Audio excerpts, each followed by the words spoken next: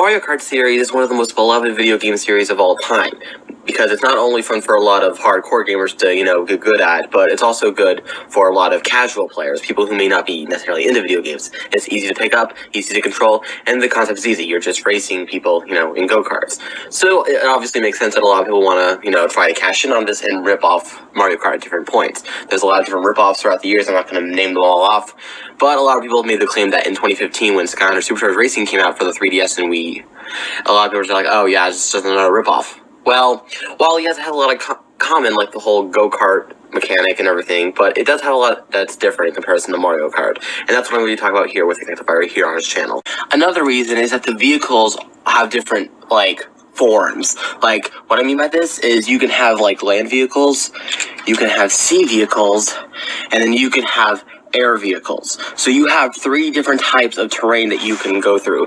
Think something like Sonic Transformed, that kind of racing game, except I think it controls much better this way. And unlike that game where it's like you switch terrains throughout the race, you can do different races here with different tracks. So you can do a land race, a sea race, or an air race, which I think is pretty cool. Now, with Mario Kart, yeah, you have the occasional just different varieties of karts. Sometimes you can get a motorcycle, but that's about it as far as variety goes. So if it was really trying to rip off Mario Kart, why would they go through the effort of having all these different racing modes?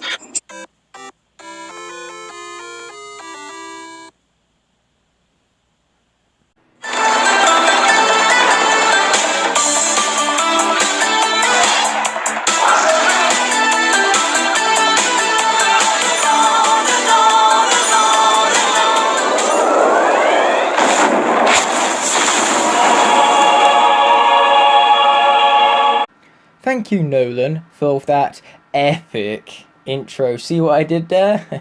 Anyway, jokes aside,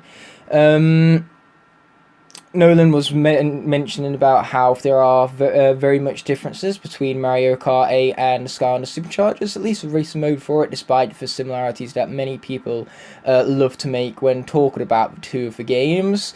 And so basically, now we're going to get into my first reason as to why Skylanders Superchargers Racing is no Mario Kart 8 rip-off, and that's simply because of the tracks themselves. Now, I know I made an entire top 10 dedicated to the most similar tracks between Mario Kart 8 and Superchargers Racing, but most of those entries were extremely far-fetched, all being based off generic ideas like ice and desert tracks for the most part, which every karting game has. You can't get rid of those. Even non-conventional racing games which aren't karters like MotorStorm are set in the desert, so avoiding tracks like that, like I said, are near enough impossible for racing games.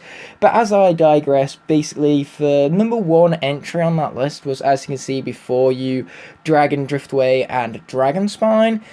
And that really emphasises how different the tracks are, considering that these two are the most similar out of all of them, and even then, the tracks have huge differences based on the series they are based on alone. So, yes, my first reason is that the tracks are very different, and their main differences come from the franchises they are based off. Every track in Mario Kart 8 is based off the Mario universe in some way, whereas all of the tracks in Skylanders Superchargers Racing are all based off the Skylanders universe in some way. There's Goo Factory, which takes you back to the good old days of Dr. Crankcase's Goo Labs in the Secret Source of Supreme Stink and so on and so forth.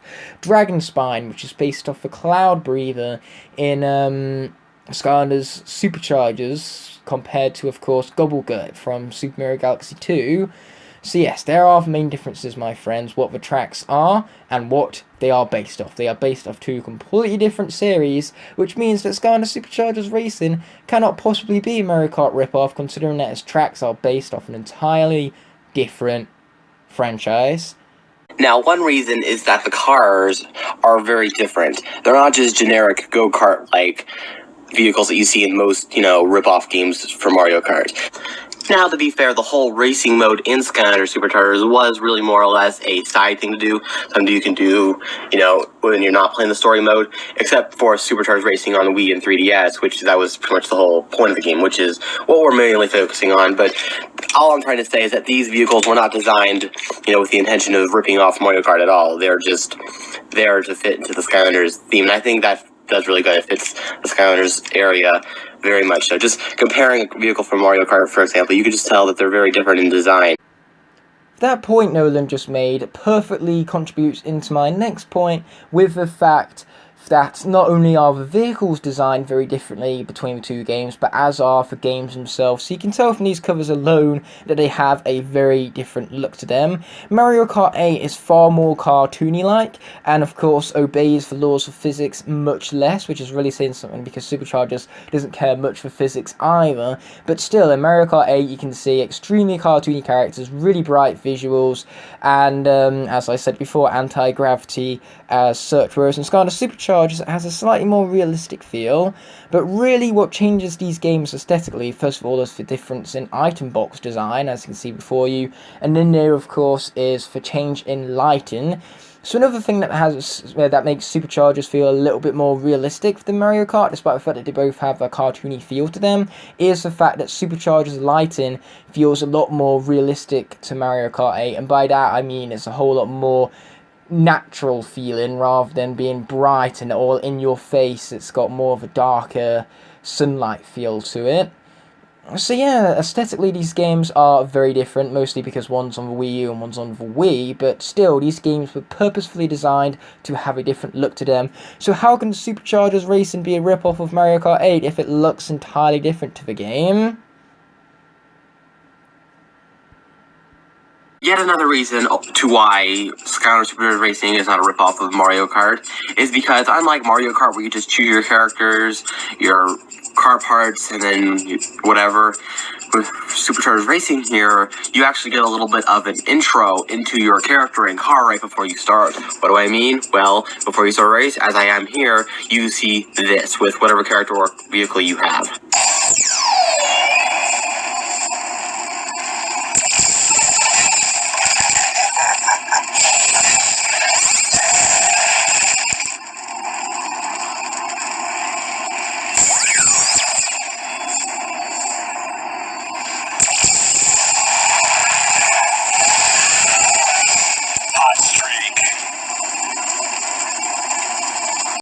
So in my previous point I mentioned about how the item boxes look completely different to one another. Well, that also ties into the strategy behind the items. So this point kind of alludes upon the... Okay, so in my previous point I said that item boxes look completely different between the two games, and that also leads into the strategy for items in the two games being completely different as well, because of the fact that in one you use the items automatically, and in the other you pick and choose when to use your items and how to use them at that. So you can either use your shells to snipe opponents, like in Mangalor's montage right here, or you can use them for defense in order to block opponents' items coming straight for you, that is. So that added strategy in Mario Kart 8 makes it very different to Superchargers Racing, because the items in Mario Kart are not only more look-based than those on Superchargers, but they are there to make gameplay much more easier rather than enhance the gameplay, unless you're as skilled as Mangalore is right here. So, more or less, what I'm saying here is that in Superchargers, because you use items automatically, if they are there directly to aid the combat and not your driving skill, unlike Mario Kart, where it's where the items affect the other players' driving skill as to whether they're slowed down or not, as such. So with more strategic based items in Mario Kart 8 and much more ones tailored towards combat aiding rather than strategy and Superchargers Racing, it makes them two very different games altogether. And not to mention, I was also saying about how in Mario Kart 8, if you hit an opponent with an item, then they spin out automatically. Well, in Superchargers, this kind of UI works very differently, because instead of being spun out by being hit by a single attack, instead you have a health bar, and if that depletes to 0, that's when you spin out rather than beforehand. So again, the use of items and even the use of how you slow down other players through the use of either health bars or items themselves are very different between the two games. Hence, Superchargers is no Mario Kart 8 rip-off.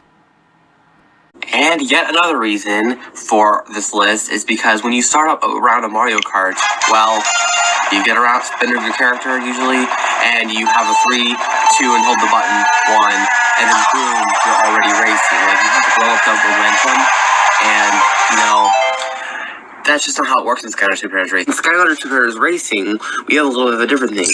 Yeah, we get to see all our characters, so we hold this button and track this gate.